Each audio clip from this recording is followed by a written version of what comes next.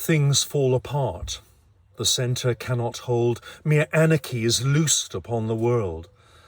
The blood-dimmed tide is loosed, and everywhere the ceremony of innocence is drowned. The best lack all conviction, while the worst are full of passionate intensity. Well, that's part of a poem by W.B. Yeats, The Second Coming.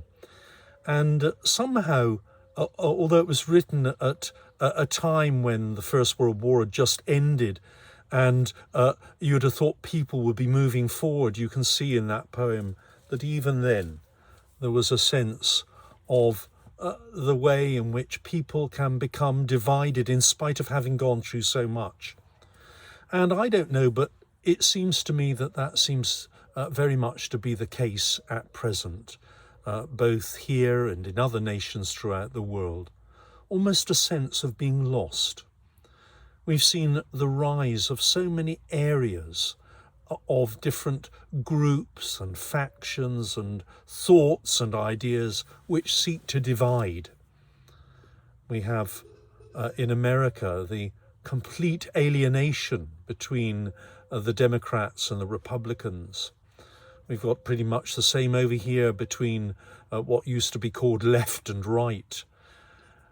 I see the arguments about Black Lives Matter, about people taking the knee, about the booing at football matches, about people having terrible abuse poured upon them on social media, which is another name for, well, you can fill in the blanks. So what are we to think of this as people who seek to follow faith? Well, my dear friends, Jesus Christ is the answer. He is the one who is the bridge for humanity.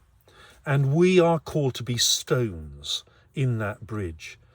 There's a wonderful sense of that in the reading from Ephesians on Sunday. Now in Christ Jesus, you who once were far off have been brought near by the blood of Christ, for he is our peace.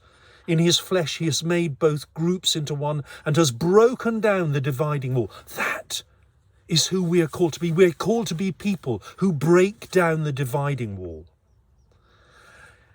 Jesus Christ himself is the cornerstone of our faith. In him the whole structure is joined together and grows into a holy temple in the Lord, in whom you also are built together spiritually into a dwelling place for God.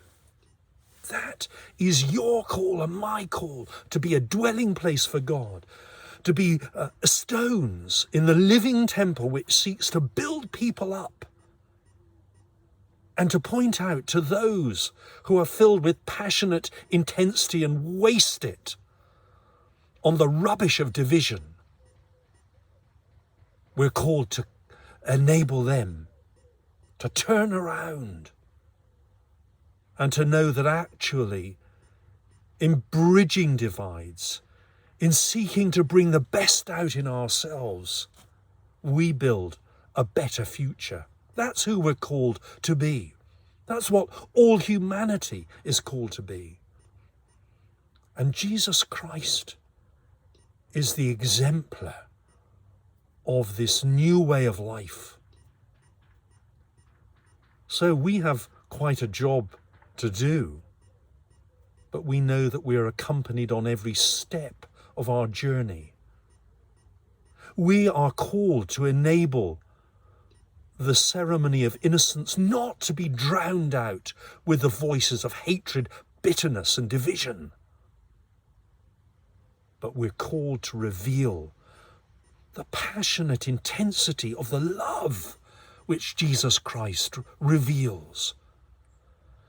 And we are called to overflow that love in everything that we do to make the world a better place. Well, That's turned out to be a bit of a sermon, but please do join us on Sunday. We're going to be thinking about these extraordinary readings on Sunday. We've got the 8 o'clock and the 9:45. 9:45 will be live streamed on Zoom via the church website, www.holytrinitycookfield.org. We've also got a pet service at 3 o'clock in the afternoon. Come along, make sure that everything's under control, yourselves as well as the animals. But we'd love to see you at that. We're hoping it'll be held outside if the weather's fine. But do join us for worship. We would love to see you. In the meantime, my dear friends, remember that you are stones in the living temple of God, that you are called to bring the voice of reason and of healing to the world. Have a great weekend. God bless. Bye-bye.